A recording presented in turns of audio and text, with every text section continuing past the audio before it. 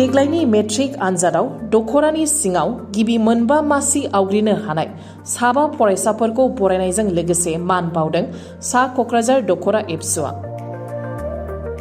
सिगांनि गुबुन गुबुन बोसोरफोराव खालामबोनाय बायदिनो देग्लायबो 2024 मायथाइनि मेट्रिक आनजादाव दख'रानि सिङाव सेथि थाखोआव उथ्रिसारनानै गिबि मोनबा मासि आवग्रिनो हानाय साबा फरायसाफोरखौ बरायनायजों लोगोसे मान बावदों सा क'क्राझार दख'रा दुलाराय बर' फरायसा आफादा।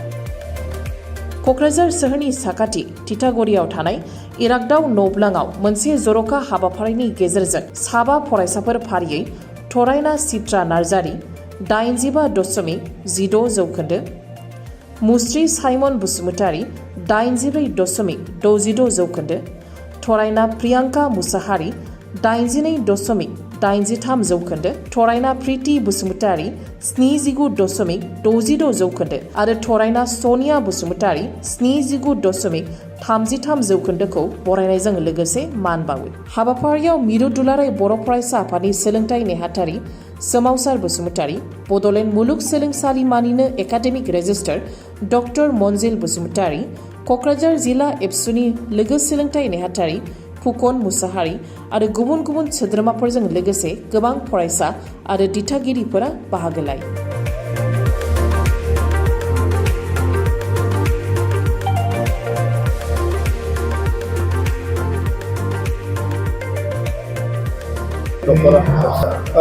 दिनै बे सा क'क्राझार दख'रा दुलाराय बर' फरायसा आफादा जि 2024 मायथाइनि मेट्रिक आनजादाव बाथि बांसिन मासि मोननाय फरायसा बरायनाय हाबाफारि लादों। बेयो खोब मोजां मोनसे हाबाफारि आरो बेखौ नुनानै जोंनि फरायसाफ्रा मोनसे थुलुंगाखांनाय मोनगोन आरो बै बरायजानाय फरायसाफ्राबो गोसोआव मोनसे आरोबाव फोथायनाया गावनि सायाव फोथायनाया बारा जागोन आरो बिथांमोना इयुनाव आरो बांसिन जाहाथे फरायनो बिथांमोना थुलुंगाखांनाय मोनदों आं बेखौ मिजिंथिदों बेयाव आरो बेयाव बाहागो लानाय जि फरायसुला फरायसुलि बिथांमोनाबो खोब मोजाङै दिनै हयथ' बिनिफ्राय मोनसे थांखि लागोन आरो बे हाबाफारिनि गेजेरजों इयुनाव मोजां मोनसे फिथाइ जों मोननो हागोन बेखौ मिजिंथिदों। जिहेतु दुलाराय बर' फरायसा आफादा सोलोंथाइ आरो फरायसाफोरखौ लानानै थाद'नाय गैयै खामानि मावबाय थादों। बे खामानि मावनायजों देग्लायनि मेट्रिक आनजादखौ माबायदि फिथाइ थायनो हादों?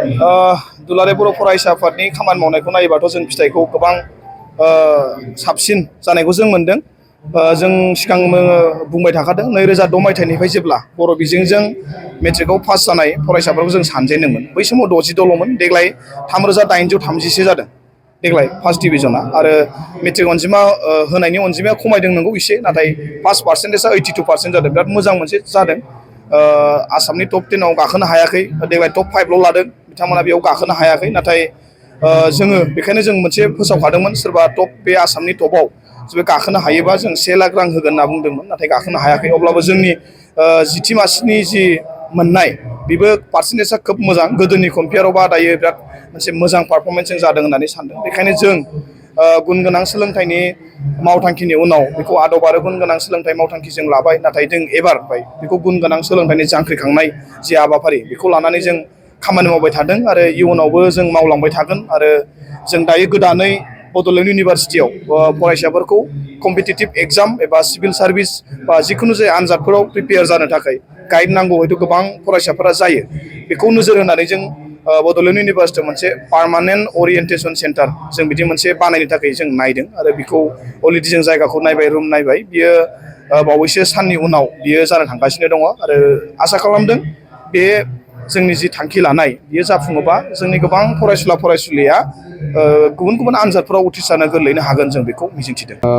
जोंनि सा क'क्राझार दख'रा दुलाराय बर' फरायसा आफादाहाय दख'रा एबसुनि सिङाव थानाय बर' बिजोंजों फरायनानै सेथि मासियाव आवग्रिनो हानाय टप 5 साबा जे बांसिन जे जौखोन्दो मोननो हानाय फरायसाफोरखौ जोङो थांनाय बोसोरनि बायदि देग्लायबो जों दख'रा आफादा बरायदों।